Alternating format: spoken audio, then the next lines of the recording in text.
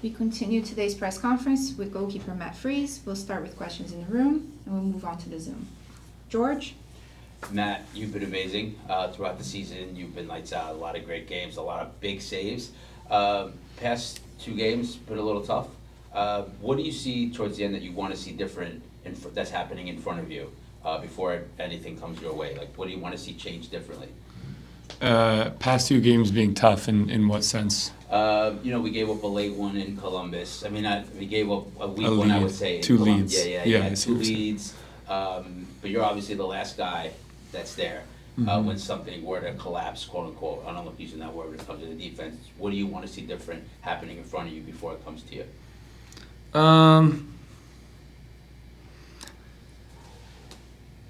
I don't know. I mean, it's not me saying that those guys need to do something different. It's all of us.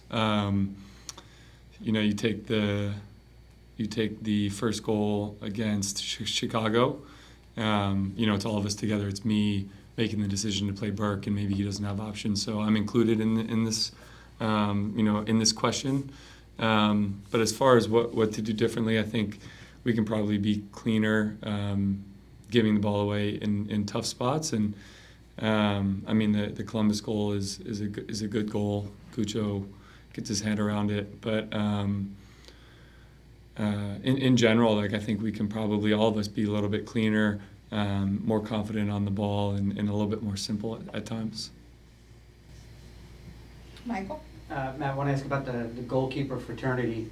After the game against Querétaro, Luis was confident that he was going to be able to carry the team through pretty deep into Leagues Cup, and then after Cincy, Coach gave that job back to you.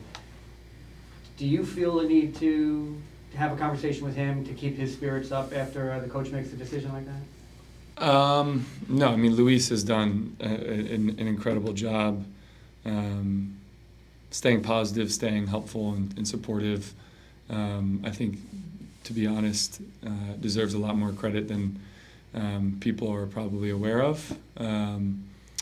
Nick mentioned it and alluded to it in the press conference after the Querétaro game.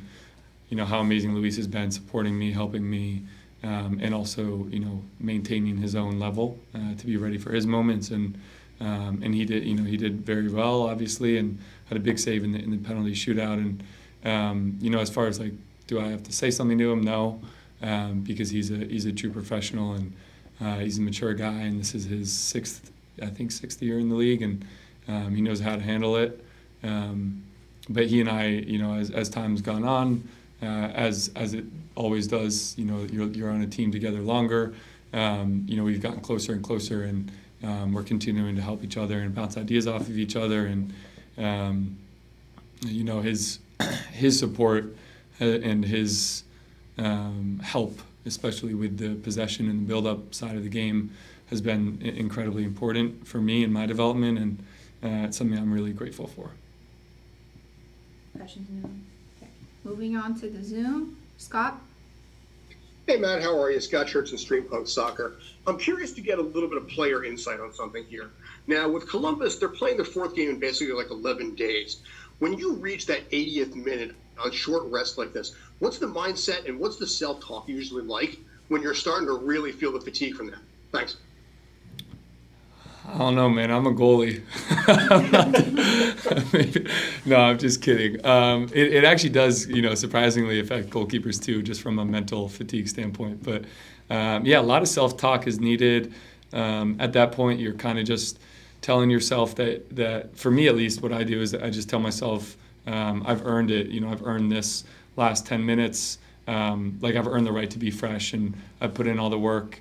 And stayed fit throughout the season, and gotten rest when I needed to rest, and been in the gym when I need to be in the gym.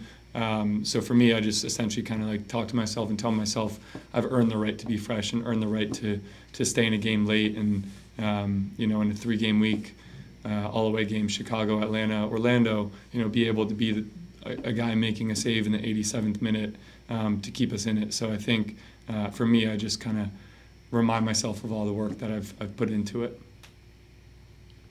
Right, Joe? Hey Matt, Joel Lefebvre from Sports Mole. Going back to your days as a backup keeper with the Union, you were thrust into, I'd say, a very unique situation that I don't think a lot of people have experienced when you got basically a last minute call to be the starter in the Eastern Conference Final in 2021. I'm just wondering if you can remember what was going through your mind when Coach Curtin told you, like, hey, you're starting, and how do you think a situation like that has helped you to maybe better handle pressure situations as a starting keeper in this league? Yeah, great question. So first of all, there's never any conversation. It was default. I was the only one on the roster, so pretty much had to be playing. But as far as what went through my mind when I realized that, it was I'd played in a very big game the year before. It was the game to clinch the Supporter Shield trophy at the end of the season. And there was a lot of nerves leading into that one. I played fine, got a shutout, but kind of ultimately afterwards, after some self-reflection, kind of realized that the nerves were really present, more so then than like a normal game. And that's something I really had to then in 2021 in the Eastern Conference Final just be very aware of, and kind of just constantly for that 24 hours leading into the game, just had to remind myself to take it like a normal game, remind myself that I had been there a bunch of times before, essentially in those big moments, actually you have to kind of make a more intentional effort to not distract yourself, but a more intentional effort to do what you would do in every other game day and the day before the game, and just stick to your routine, which during a regular season game might be somewhat easy, but before a big game is difficult. And so for me, in those big games, the Tigres game, the Columbus game away, and Leagues Cup, any playoff situation, something like that, a really big, high pressure situation, just relying on that routine and finding ways to distract yourself leading up into the game is really important. Christian? Hi, Matt. Coach Nick has said that progress can sometimes be disheartening. It's not a straight line, essentially. You've run Columbus really close in the two games you've played them this season. So I'm curious, can you take parts and lessons from results that maybe weren't what you wanted and use that momentum to potentially get a big win this weekend? Yeah, definitely. I think,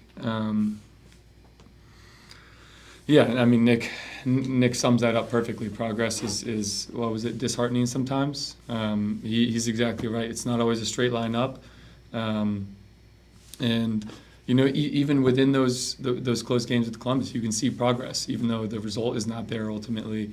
You can really see the confidence that we're playing on the ball, especially in that away game in Leagues Cup quarterfinals. We're doing a great job controlling the ball and everything like that. And so, I think just continuing to take that confidence and play as a team with confidence and trust in each other and also trust in ourselves, it sets us up for the best type of game that we can play. And if I can just follow up, we talk a lot about goalkeepers in that one position you're all fighting for, that competition.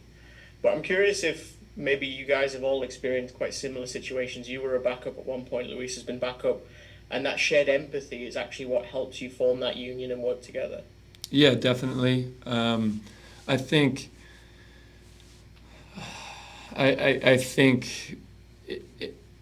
we don't need that shared empathy because there's kind of a natural need for respect of each other and camaraderie. But on the other side, the empathy and the past experiences in those situations does help. So it's a perfect recipe for a group that believes in each other and helps each other, but also is very competitive on a day-to-day basis.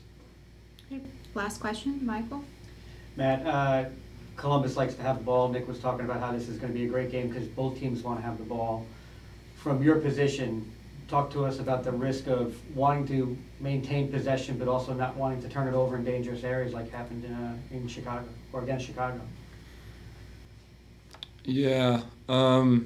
As far as Chicago, I actually don't really think we gave it away in the most dangerous position. I think our reaction was just a little slow afterwards. It was kind of like around half field that we gave it away. But for the question, I think, I think there is a balance, and this is part of the progress of our team. is finding that balance of, when to maintain possession, when to be smart. And being smart doesn't mean kick and run. It means, being safer. And it doesn't always mean the long ball. Sometimes it means, a simple ball in the back, maybe not a flicked ball or something like that.